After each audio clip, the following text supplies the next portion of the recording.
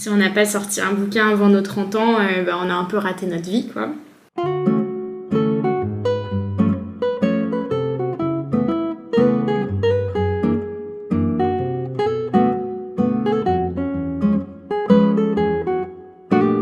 Bonjour et bienvenue dans une nouvelle vidéo de moi qui fait du tricot en parlant de ce que je veux.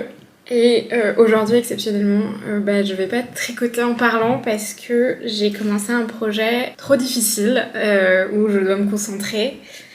Et donc, je suis pas à ce niveau-là d'expertise en tricot pour pouvoir vous parler et tricoter en même temps. Pour vous parler du projet, en fait, c'est un châle qui s'appelle My Roots Shawl, qui est par une créatrice qui s'appelle Raina Cruz, qui vient d'Estonie et qui a fait ce patron en lien avec des techniques qui viennent d'Estonie. Je vais le montrer, mais je pense que ça rend pas grand chose. Ça ressemble à ça, et comme vous pouvez le constater, c'est vraiment un point de broderie assez complexe et tout ça. Il y a plein de petits machins à faire.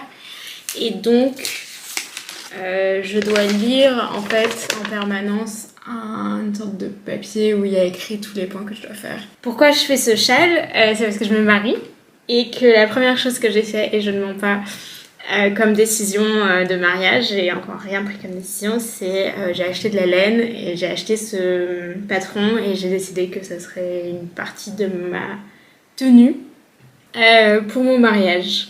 Rien n'est fait à part la playlist du mariage et ce châle qui est en cours. Et au début, j'étais très sûre de moi et j'ai commencé à regarder une série tout en faisant le patron. Enfin, tout en décryptant et en testant un peu le patron. Et je comprenais pas parce que je devais défaire et défaire et défaire. J'ai dû défaire au moins 4 ou 5 fois. J'y arrivais vraiment pas. Et en fait, la raison, c'est que la série c'est les Shtisel de Jérusalem. La série est en hébreu et en yiddish un peu. Et donc, il fallait que je lise les sous-titres tout en tricotant. Et c'est pas possible. Donc bon, si j'arrive pas à regarder une série et lire en même temps des sous-titres, je ne vais pas pouvoir tricoter devant vous, mais j'avais quand même envie de faire cette vidéo parce que j'ai un peu un projet que j'ai envie de documenter parce que je suis sûre que ça va faire marrer quelques amis à moi et moi ça va me faire marrer et l'idée c'est de s'amuser ensemble. Le projet que j'ai, c'est de lire 3 livres, 3 livres écrits par des anciens camarades de Cagnes. Parce que quand j'étais plus jeune, j'ai fait une Cagnes à Villegrand et il se trouve que 10 ans plus tard, il y a des gens qui étaient soit dans ma classe, soit dans ma promotion, soit dans une autre promotion. Enfin bon, on a dû vaguement se croiser 3 fois dans les couloirs, qui ont décidé au même moment ou à peu près d'écrire des bouquins et qui ont sorti ces dernières années. J'en ai déjà acheté 2, je vais en acheter un 3e là aujourd'hui. J'ai vu sur Paris Librairie qu'il était à la procure, donc je vais y aller. Mais l'idée c'est un peu de voir, je suis très curieuse de voir ce que des personnes qui sont passées par la même expérience que moi pendant 2 ou 3 ans sont capables d'écrire. Et en même temps c'est aussi l'occasion,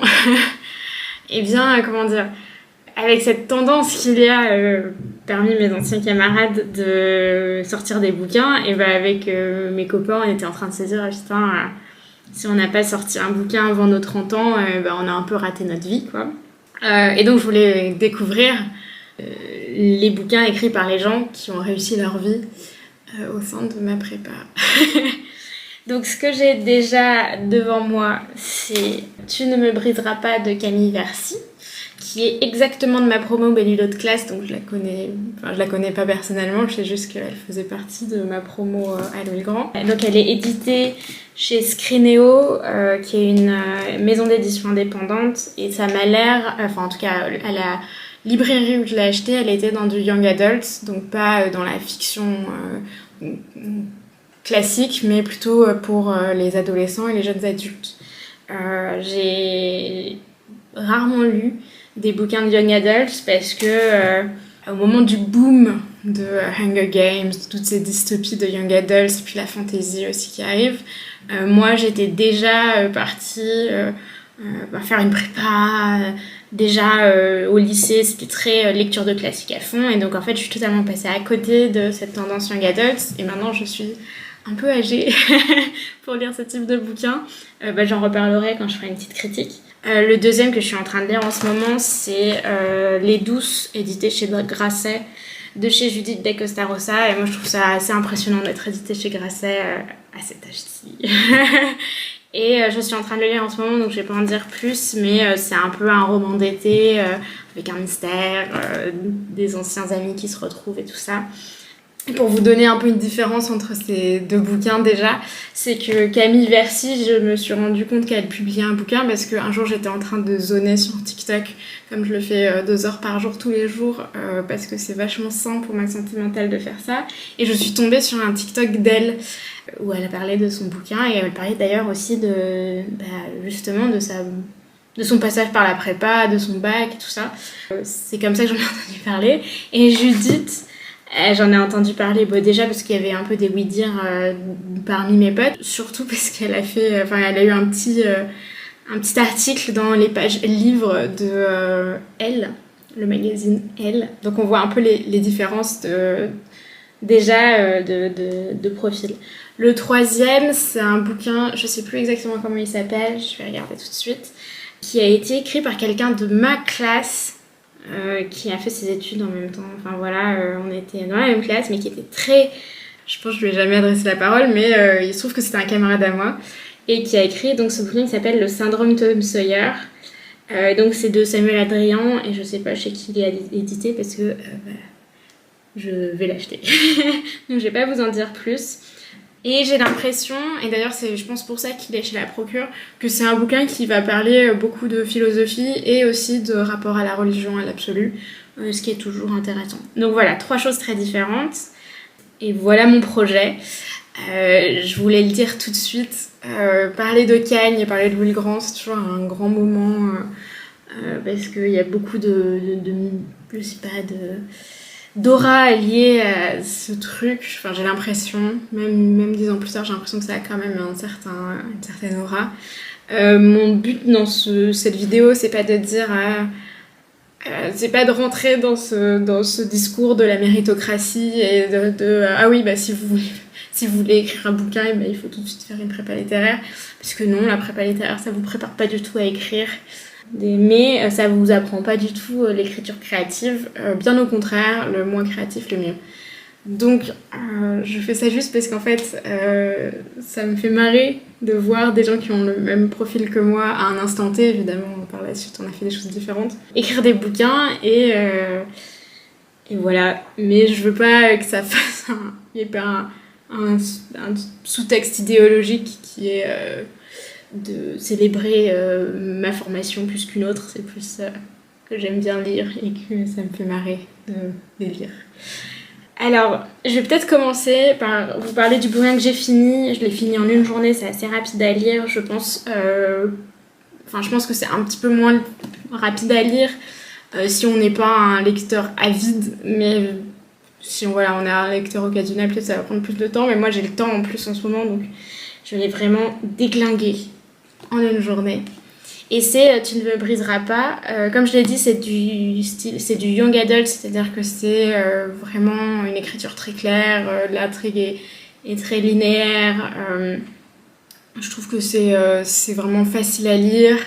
C'est une réécriture de l'histoire de Barbe Bleue, comme on le voit. Il a une barbe qui est bleue. Alors moi, j'étais pas très intelligente, j'ai compris au bout de la, 40e page ou un truc comme ça, alors que le mec a une barbe bleue dès le début, juste parce que l'héroïne a une sœur qui s'appelle Anne, et là j'étais là genre, ah, elle s'appelle Anne.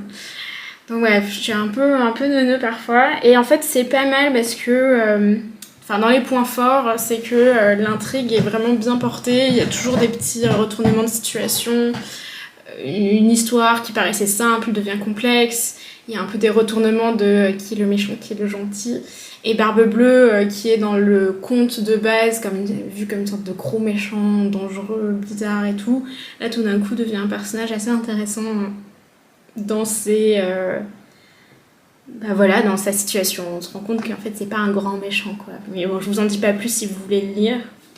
Le souci principal que j'ai avec ce bouquin, c'est que l'écriture est extrêmement scolaire. J'ai lu un passage à mon copain et qui m'a dit on dirait une lettre de motivation.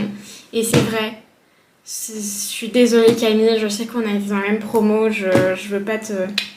Mais ouais, l'écriture est vraiment très très scolaire, très normée, très... bon après c'est pas mal écrit du tout, elle fait pas d'effort de réalisme ou d'utiliser des mots un peu d'argot, un peu familier, mais c'est un peu ça le souci où en fait tout est extrêmement lisse et scolaire, ça fait très expression écrite, ça fait très lettre de motivation. Et certes, c'est une écriture qui est très facile à lire, mais franchement, j'ai eu un peu du mal.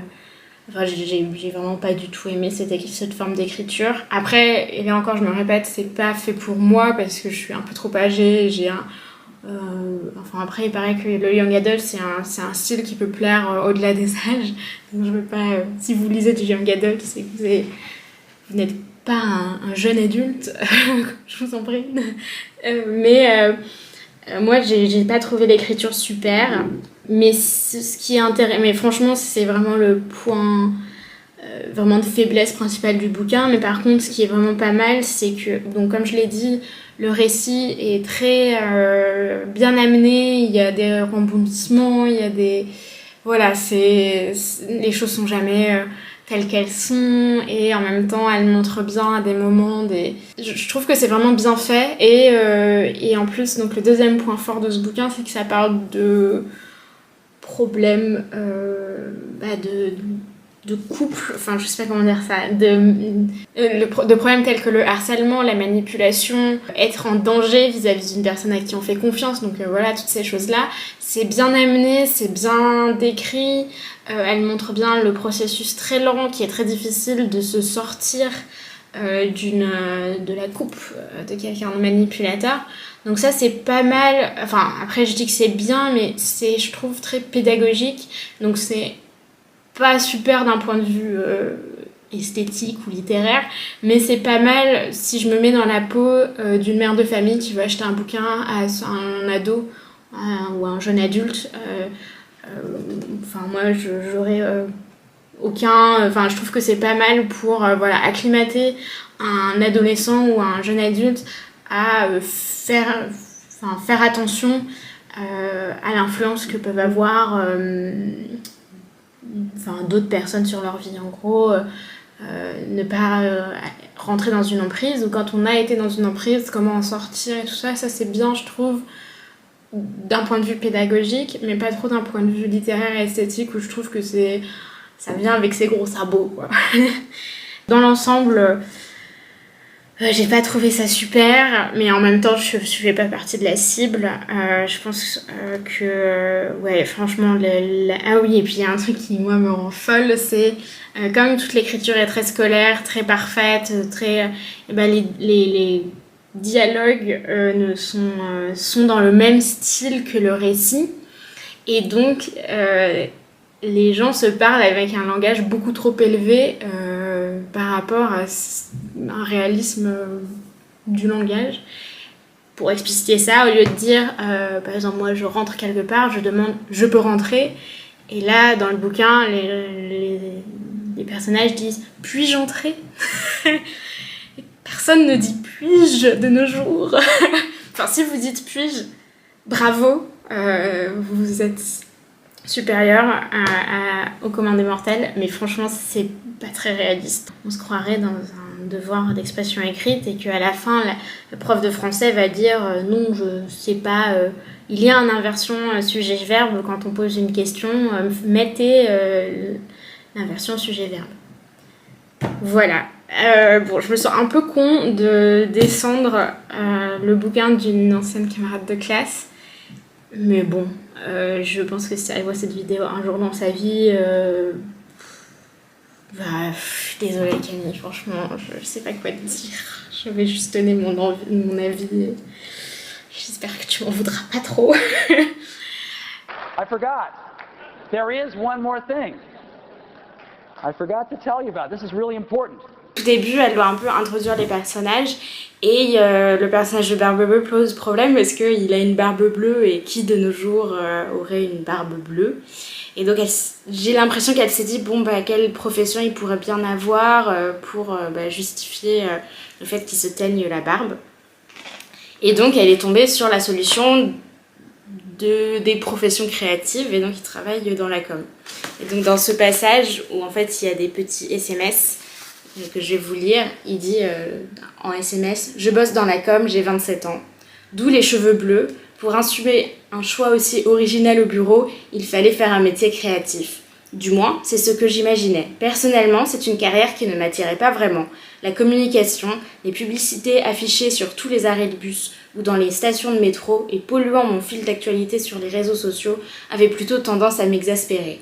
Mais j'étais prête à faire l'effort de m'intéresser au domaine de compétences d'Octave. Bon, c'est un peu ce que je disais, j'étais prête à faire l'effort de m'intéresser au domaine de compétences d'Octave.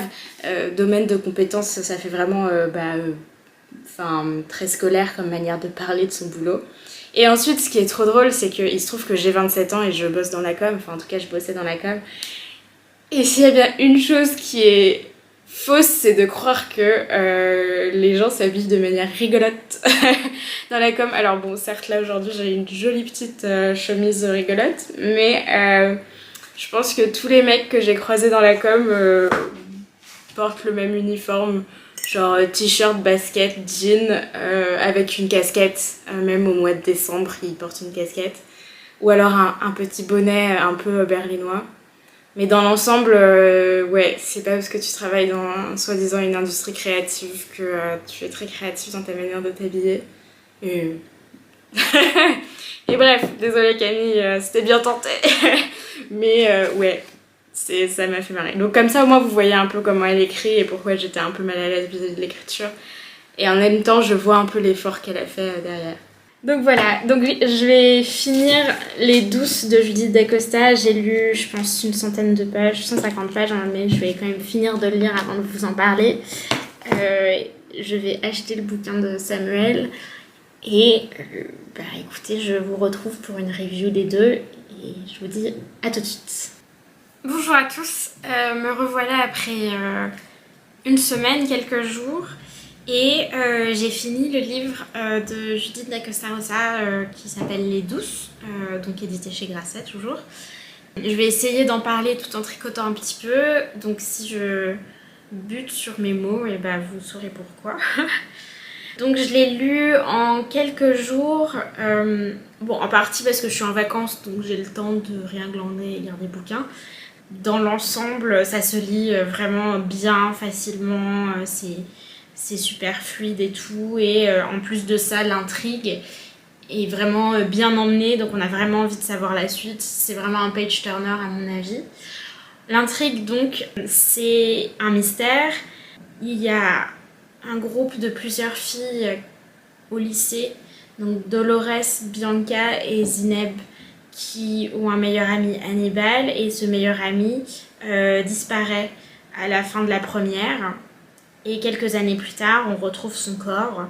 Et donc ces trois filles-là reviennent dans leur village d'enfance, petite ville d'enfance, pour l'enterrement et puis pour aussi un peu comprendre ce qui s'est passé. Ces trois filles, après leur enfance dans le sud, ont une vie à Paris. On voit comment la disparition de Hannibal, donc le petit garçon, a eu un impact sur leur vie parisienne. Dans l'ensemble, donc, c'est un récit qui est constitué de flashbacks et on suit différents personnages, pas seulement ces trois filles, mais aussi plein d'autres personnages qui sont soit des amis à elles, soit en fait quelqu'un de la police, etc. etc. Donc c'est assez ambitieux, je trouve, pour avoir un premier bouquin, de se faire chier à écrire autant de tout petits récits et de créer comme ça ce côté un peu choral qui est pas facile, surtout que ça pourrait vraiment déstabiliser le lecteur.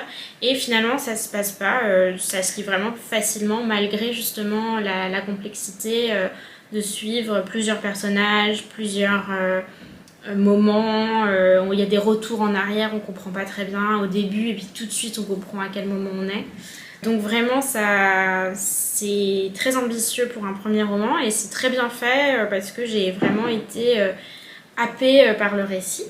Évidemment il y a des moments où j'étais un tout petit peu genre agacée, pas contente, mais parce que je suis un peu une fille rabat-joie dans l'âme. Peut-être un point qui, moi, m'a agacée, c'est déjà le personnage de Dolores, c'est peut-être celui qui, pour moi, est le plus faible, parce que Dolores tombe un peu dans ce cliché de la fille mystérieuse, belle sans le vouloir, et les garçons tombent amoureux d'elle comme des mouches, et finalement, c'est un peu malgré elle, elle ne fait preuve d'aucune forme de séduction, et paf, tout le monde est obsédé par elle. Bon, ça m'a pas trop parlé, peut-être parce que j'ai du mal à m'identifier à ce type de personnage.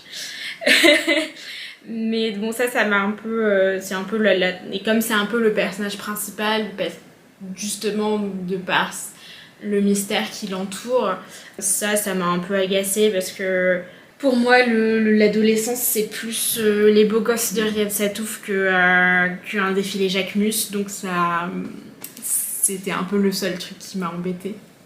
Mais dans l'ensemble... Ah non, et puis il y a un autre point qui est un peu bizarre, j'ai trouvé la résolution assez... Il y a une sorte d'intrigue toute petite, un peu annexe, qui suit Bianca, et donc Bianca c'est l'une des 3 copines qui est devenue instagrammeuse, donc influenceuse sur Instagram, et qui a un compte qui la harcèle depuis des années, qui s'appelle 10 ans plus tôt, ou quelque chose comme ça.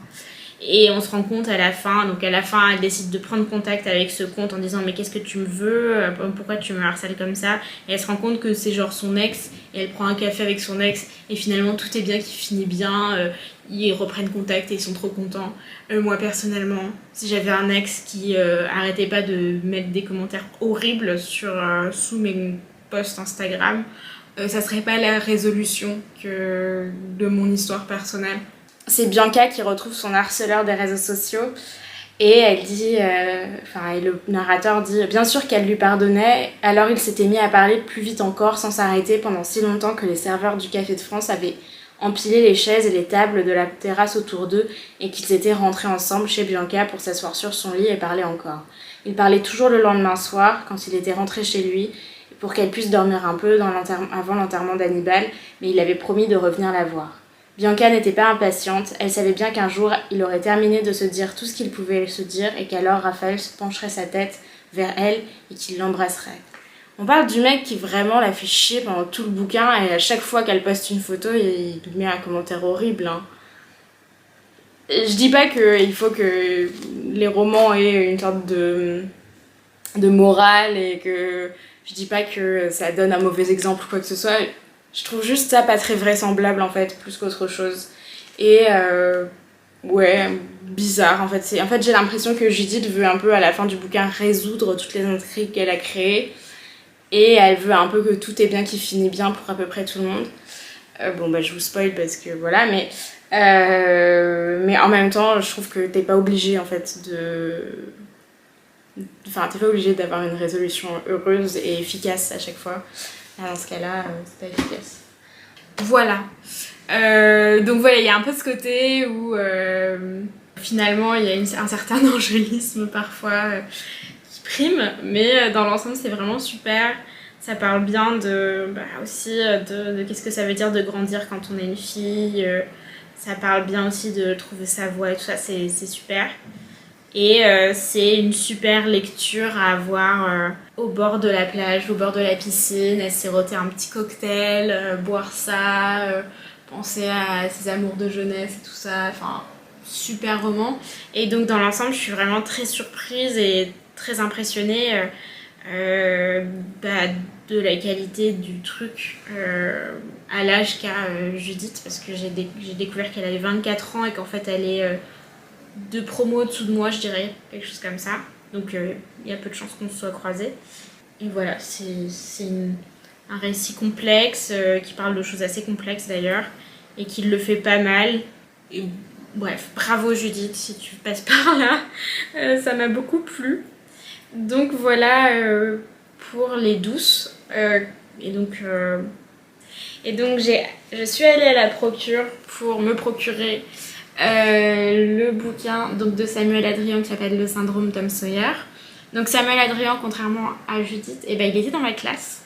Et je ne lui ai sûrement pas beaucoup parlé parce que j'ai pas trop de souvenirs de lui avoir parlé. Mais c'était un garçon assez timide, assez dans son coin.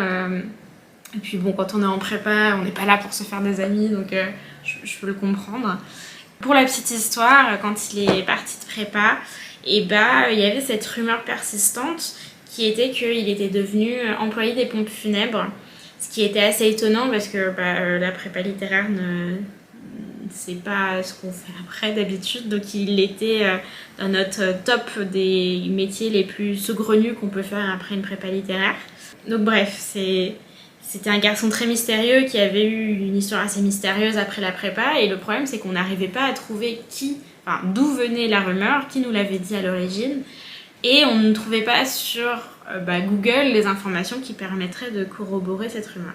Et en fait, quand Samuel a écrit ce bouquin, et donc l'éditeur a donc fait la promotion du livre et a écrit une petite biographie, les petites biographies qu'il y a sur les auteurs, et on a découvert que cette rumeur totalement saugrenue était vraie, et qu'en fait Samuel, dans un parcours spirituel et philosophique, avait décidé de devenir employé des pompes funèbres, mais un peu pour la portée philosophique du job, du travail. Pourquoi je dis ça? Parce qu'en fait, le syndrome Tom Sawyer, ce n'est pas de la fiction, c'est son journal de bord en fait de sa marche vers Jérusalem, parce qu'il va partir marcher et aller jusqu'à Jérusalem en traversant l'Europe. D'ailleurs, il est écrit partir à Jérusalem, traverser l'Europe, ce rêve était né dans les remugles d'une salle de classe. Alors deux choses, je sais pas ce qu'est un remugle. Et dans la salle de classe, il y avait surtout moi, en plus du remugle. Attendez, mais c'est vraiment trop bête, je sais pas ce que ça veut dire remugle. Remugle. Odeur désagréable de renfermé. Oui, ouais. Non, c'est vrai, il y avait du remugle, en plus de moi, dans les salles de classe de Louis le Grand. Yes. Donc voilà, j'ai hâte de le lire et je suis assez contente finalement de voir que malgré le fait qu'on a fait des études qui clairement créent un moule autour de ces élèves, on est vraiment formaté par la prépa, malgré tout je vais lire des choses très différentes entre des choses plus young adults, de la fiction assez classique finalement, et là en fait un récit autobiographique, un journal de bord. Donc moi ça me fait vraiment plaisir de voir que on n'est pas formaté à faire qu'une seule chose et qu'on peut être capable de faire d'autres choses. Je vais vous laisser là, je vais finir mon rang parce que je galère pas mal en vous parlant, et je vous dis à la prochaine. Quand j'étais un peu plus jeune, je regardais une émission avec ma mère sur Paris Première, où il y avait des critiques qui allaient lire des livres et voir des films et voir des pièces de théâtre, et qui critiquaient les pièces en question. Et surprise, de temps en temps en fait un acteur ou l'écrivain du bouquin ou le réalisateur en fait était invité, mais les critiques n'étaient pas au courant que la personne venait. Et c'était trop marrant parce que parfois il défonçait le livre qu'il critiquait, et après hop, l'écrivain arrivait et c'était un peu tout penaud. Et c'est un peu cette situation dans laquelle je suis, parce que je lis des livres de personnes que j'ai un peu croisées vaguement dans ma vie sans vraiment les connaître. Mais là je suis un peu embêtée parce que autant le livre de Camille Vercy m'avait pas plu, mais d'une certaine manière c'est pas un livre vraiment pour moi, et puis en même temps je reconnais qu'elle s'est quand même fait chier à écrire un bouquin qui, je trouve, tient la route, quoi. Le livre de Samuel Adrian, paradoxalement, ne tient pas la route et vraiment ne m'a pas plu. Je l'ai commencé hier et je l'ai lu entre hier et aujourd'hui. Pas parce qu'il est particulièrement court, je crois qu'il fait 200 pages, quelque chose comme ça, écrit gros. Et juste parce que j'ai commencé à sauter des pages tellement ça m'enquiquinait. En fait, le problème de ce bouquin, à mon avis, c'est qu'il est prétentieux. Il est vraiment prétentieux. Et après, moi aussi, je serais prétentieuse si j'avais fait Paris-Jérusalem à pied. Mais en plus de ça, il en parle pas tellement de son expérience du voyage, quand bien même en fait c'est le sujet du livre.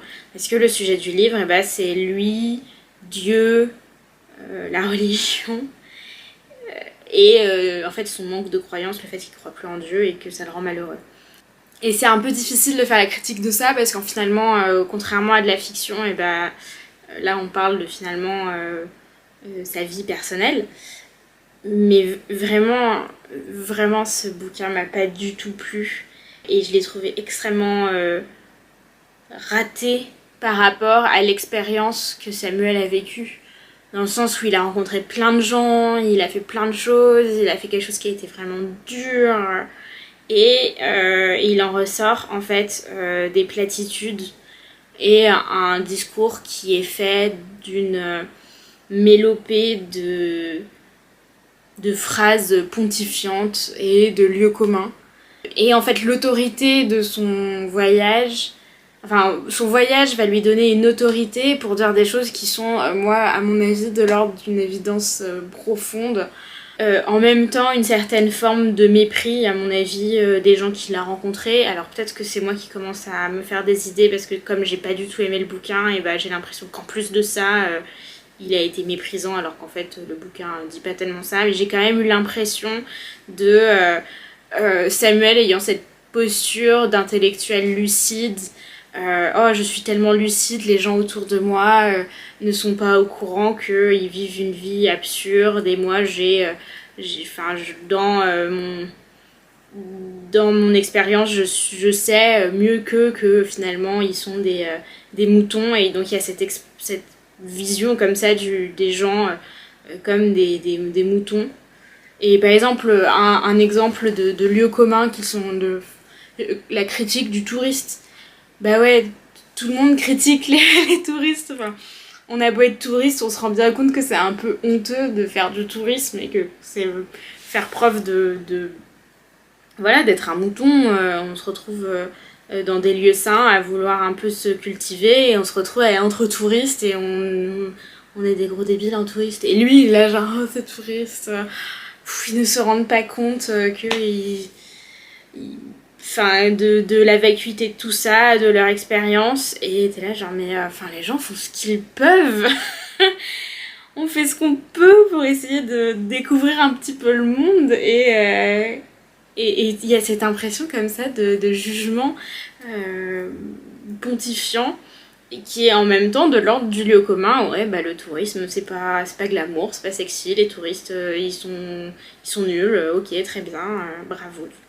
Et ce qui est marrant, c'est qu'au début, en lisant le livre, j'ai cru que c'était en fait un trait d'humour et qu'en fait il faisait une sorte de parodie du dictionnaire des idées reçues de Flaubert. Et en fait je me suis rendu compte que c'était pas une parodie, c'était en fait des idées reçues qu'il remettait sous nos yeux comme étant une sorte de vérité révélée par son voyage. Donc dans l'ensemble, ça m'a pas trop plu, comme vous pouvez le constater.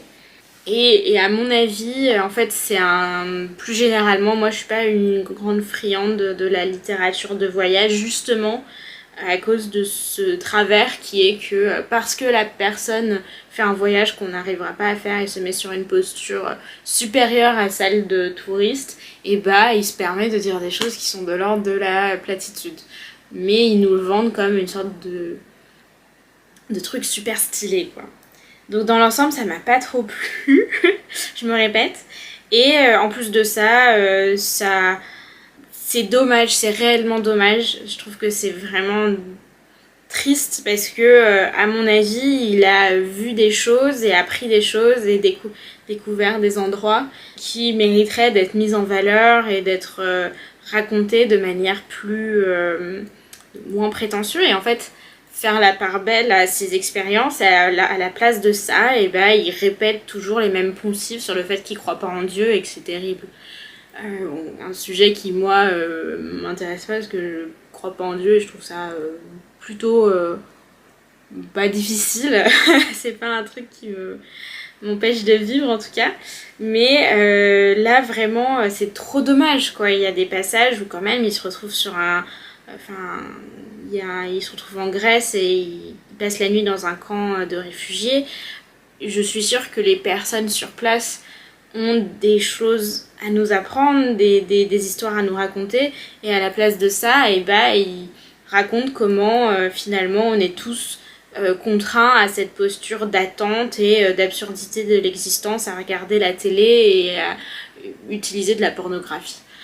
Et on est là genre, ah ouais, le mec il fuit la guerre en Syrie et c'est ce que tu ressors de ton expérience, de sa rencontre. L'histoire de Saïd, c'est toute la tragédie de l'espoir. On attend demain et demain passe, aussi creux, aussi insipide que les autres jours. Demain est une fausse promesse, toujours décevante, toujours reconduite. Il me parle de ses cousins qui mènent la belle vie en Allemagne. Il fait défiler des photos sur Facebook, ce carrefour de toutes les jalousies, où se vautrent sans pudeur les plaisirs des contacts inconnus. Saïd croupit dans son conteneur, il rêve d'une issue qui ne vient pas, et pour tromper l'ennui, il n'y a plus que l'alcool, les parties de foot et la pornographie, misère.